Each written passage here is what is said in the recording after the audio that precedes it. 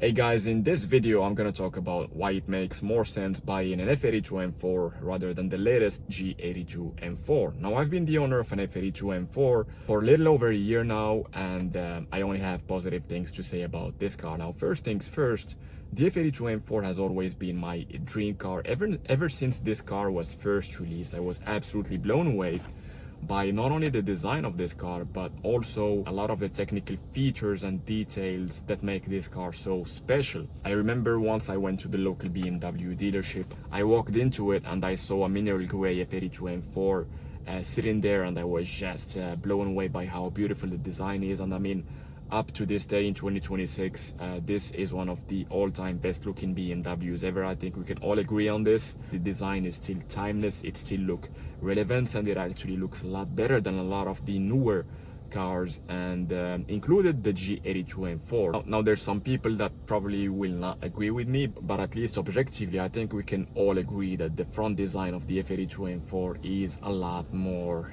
beautiful than the G82 M4. I've never been a big fan of those big front kidney grills, and I think the F82 M4 has just the right size, the perfectly sized front kidney grills, which contributes a lot to the beautiful design of the F82 M4. Now, reason number two is the price. I've always been the type of person that prioritizes having no monthly payments on a car because I haven't reached my financial goals yet. And although I'm a big car enthusiast, although I'm a big BMW enthusiast, I still have not reached my financial goals, and I cannot compromise my financial goals simply because of my love for cars, right? Because at the end of the day, once you reach your financial goals, that's when you are going to fully enjoy your passion for cars. You're going to be able to buy cars without looking twice at the price, and so on. So it has always been my goal to not have monthly payments, at least while I'm still in pursuit of my financial goals.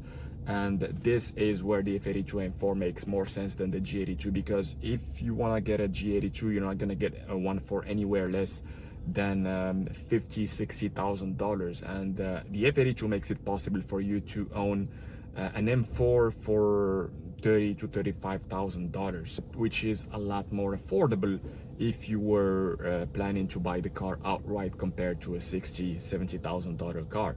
So from that perspective, I don't think the G82 M4 is twice the performance or twice the quality of an F82 M4. It might just be the actual opposite, because this brings me to the reason number three. If you really enjoy driving, if you're into driving, and if you're the type of person that buys a car for its driving qualities, for how it makes you feel behind the steering wheel and so on, I think the F82 M4 is a much superior value proposition, because a lot of the technical details of the F82 M4 have been discarded for the G82 M4 generation. When you look at the technical spec sheet of an F82 M4, you see that it has a dual clutch transmission. It has the S55 engine, which is arguably one of the best engines BMW has ever made. The weight is relatively light compared to today's standards. I think it's more than 200 kilograms lighter than the G82 M4. Correct me about this, guys, which is around 500 pounds in its US equivalent. So yeah, I mean, 200 kilograms is not nothing, guys. It's a lot of weight, especially if you plan on tracking the car. If you guys are into track days and whatnot, you guys may or may not know that weight is your number one enemy on the racetrack.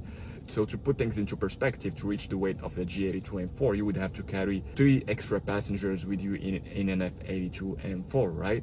Now let's move on to point number 4, which is, or if you've never been a previous M car owner, I don't think it would be a wise thing to jump straight to the G82 M4 without having experienced what the previous generation feels like and drives like, right? Because only by experiencing what the previous generation drives like, you can appreciate not only the previous generation, but also what makes the newer generation different than the previous generation. I haven't personally driven the G82 M4, but you don't have to drive one to guess that the F82 M4 is going to be a lot more nimble and a lot more agile, not only on a racetrack, but also in your everyday driving, because carrying 200 plus extra kilograms is no lightweight, guys. That comes with a lot of constraints and extra stress. This brings me to the other point, which is the more weight you carry, the more stress your components are going to endure over time, which is more stress for the tires, for the brakes, for the suspension, and so on. So this brings me to the next point, which is the ownership cost. The F82 M4 is one of the most reliable cars ever, as long,